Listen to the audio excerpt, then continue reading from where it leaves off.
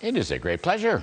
Joining me now, we have South Carolina Senator Lindsey Graham, a very old friend. He is now the ranking member on the Budget Committee. Mr. Lindsey Graham, it's a pleasure to see you. So this is the Inflation Reduction Act, but the CBO just wrote you a letter saying there is no inflation reduction. Well, what do you make of that, sir? It'd be like Lindsey Graham marketing himself as being very tall. I am not. I have many flaws. I have some assets. But the bill is a complete fraud. So when you ask people outside of politics, you know, Joe Biden today, President Biden was at the Business Roundtable urging them to call Congress to pass a bill to lower inflation. Okay, so the Inflation Reduction Act, when looked at by the Congressional Budget Office, the gold standard, according to Joe Manchin, says that in 2022, it will have negligible effect on inflation. In 2023, next year, inflation will go up or down by 0.1%. That doesn't sound like, to me, it's reducing inflation. They also told us that the subsidies for Obamacare include people that make $304,000 a year. That doesn't sound like helping the poor. And it also says the 15% minimum tax that you described will create disincentives to build factories and buy equipment during a recession. Now, who in their right mind wants to tax and spend during a recession? Who wants to create policies during a recession to de-incentivize investing into the private sector? Only liberals who worship at the altar of climate change. Climate change is a religion for them, not a problem. And if you want environmental justice, get China and India to play the same game we're playing. Ah, there you go. Now, that's an interesting thought. By the way, just on that one, I'm just going to digress real quick. It's a great thought, Lindsey. This is something that Rick Perry said months and months ago. You know, if the Bidens would open the spigots for LNG exports to Asia, India, China, whomever, that would do more to reduce global climate problems than anything we're doing here with $400 billion worth of subsidies, tax credits for electric cars for people who don't need the money. In other words, if we did, we could actually reduce the global climate problem if we'd export LNG, which they don't want us to do. But I digress. Well, you're right. I mean, it's an important point. So, Senator Graham, let me ask you this. In all seriousness, since there's now all these big deal models saying this will not reduce inflation, we're left with a big tax bill and we're left with a big spending bill. The tax bill will deepen recession. The spending bill is likely to increase inflation. Why do we need this bill? And is there any way to stop it, sir? It's driven by the climate change community within the Democratic caucus.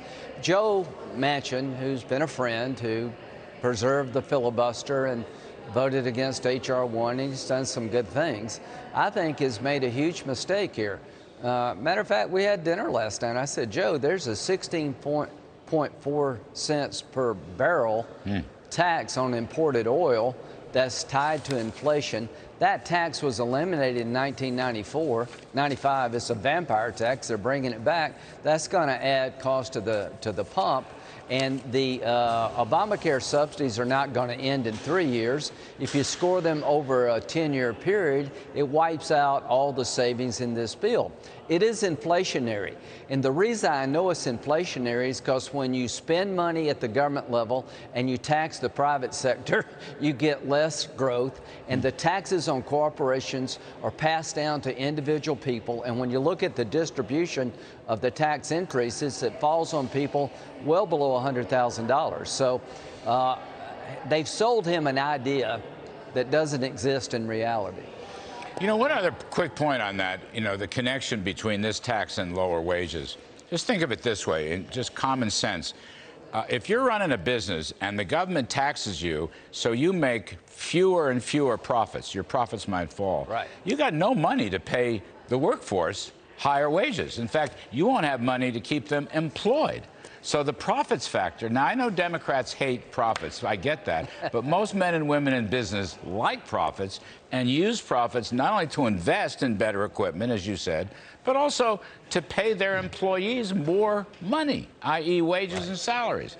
Now, Joe Manchin's a pragmatic guy. I thought he knew all about that. His family's been in business for many years. That's one of the reasons that I don't understand him. He's a good man, but I'm so puzzled by this.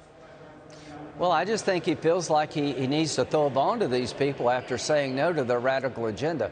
You know, what bothers me the most is I worked on a bipartisan infrastructure bill that made sense to me. I worked on gun legislation to keep guns out of the hands of mentally unstable people. That made sense to me. The CHIPS bill, I understand it was by no means perfect, but I want to make chips here not be dependent on Taiwan and other countries.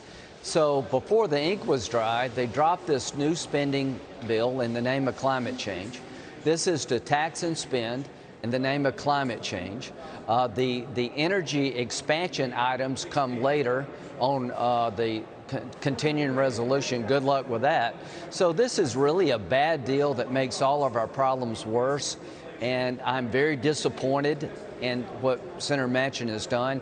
This does not help West Virginia. If you got a truck in West Virginia, you got a bunch of trucks, you're going to get a per barrel tax on imported oil, which there will be more of because we don't make it here, and your price at the gas pump is going to go up. Everything's going to go up because of this bill. If you don't believe me, look at Penn Wharton, CBO, and others. Yeah, no, all these big shot models agree. Actually, Lindsey, you and I agree. You're just like a supply sider right now. It's fantastic stuff after all these years. Kirsten Sinema, Senator Sinema, have you talked to her lately? Do you have any intel for us? No, okay. She wants to do away with the carried interest loophole. That's only $12.6 billion. You know, that doesn't change the nature of this bill. This is a tax and spend bill that will crush investment at a time we need more investment. She's worried about the minimum tax. And let me tell you, this is not closing loopholes. What the Trump administration did with your leadership, Larry, is it allowed companies to expense in the year they purchased equipment. They expand their business through the tax code, so they did more of it. The economy was growing like gangbusters because we incentivized growing a business. Well, this 15% minimum tax, it collects revenue by destroying the expensing provision. And that's why CBO says it will hurt economic growth because it de-incentivizes buying equipment and building factories. I hope Kristen will look at that. Everything we need to do to get out of a recession, this bill is a wet blanket on what we need to do. Well, amen to that. By the way, Senator, that's the nicest thing you've ever said to me. Honestly, I like you a lot. You're a smart dude. You've grown on me over time. And vice versa, Senator. Thank you, Larry. We'll get you back on before too long so we can talk about Lindsey Graham, budget chairman, and a balanced budget. How's that, sir? Amen. All right, From you're your terrific. lips to God's ears. Thank you, Senator. Really appreciate it.